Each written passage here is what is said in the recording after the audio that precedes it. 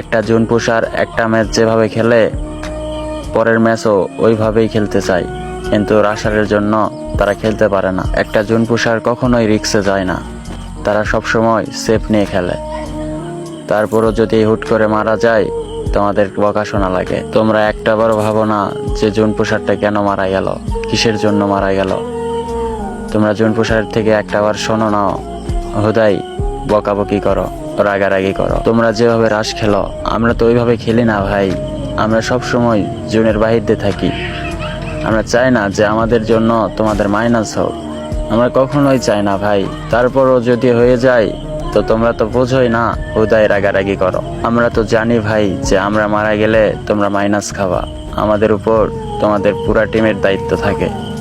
আমরা সব জেনে বুঝে তোমাদের কেন ইচ্ছা করে মাইনাস খেলাবো ভাই।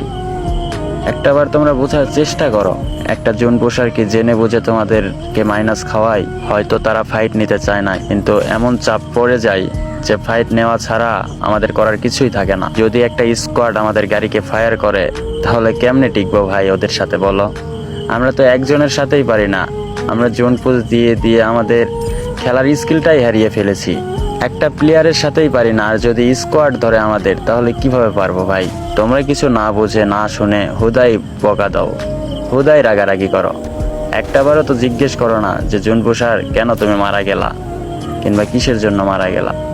আমাদের বললে তো আমরা বলতাম, আর আমরা বললে তো তোমরা শোনোই না। আমাদের কথা তো কোনো দামই নাই তোমাদের কাছে। তোমরা মাঝে মাঝে এমন ব্যবহার করো মনে হয় যে তোমরা খেলা সম্পর্কে কিছুই বোঝো না, অবশ্য শিশুর মতো। তবে সবাই জোন পুষারের সাথে খারাপ ব্যবহার করে না ভাই। যারা নতুন প্লেয়ার তারা বোঝে না, হুদাই রাগারাগি করে, গালাগালি করে। কিন্তু যারা ওল্ড প্লেয়ার তারা কখনোই জোন পুষারের বকা দেয় না।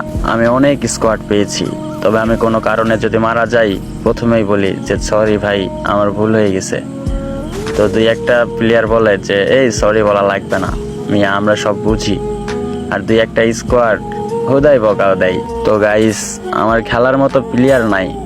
তোমরা যারা আমার সাথে অ্যাড হতে চাও কমেন্ট বক্সে ইউআইডি দাও। আমি একটা এমনি র্যান্ডমলি প্লেয়ারের সাথে খেলে দেখেছি, আর আমার টিকটকের ভালোবাসার মানুষের সাথেও খেলে দেখেছি।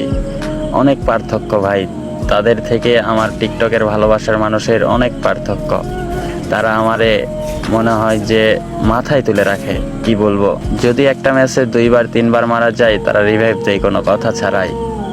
আসলে ভাই, আমার র্যান্ডমলি প্লেয়ারের সাথে খেলা লাগবে না, আমার জ্ঞান মাস্টারের প্লেয়ারের সাথে খেলা লাগবে না, আমার রিজনের প্লেয়ারের সাথে খেলা লাগবে না, আমার ভিভেজের প্লেয়ারের সাথে খেলা লাগবে না। আমি খেলতে চাই তোমাদের সাথে।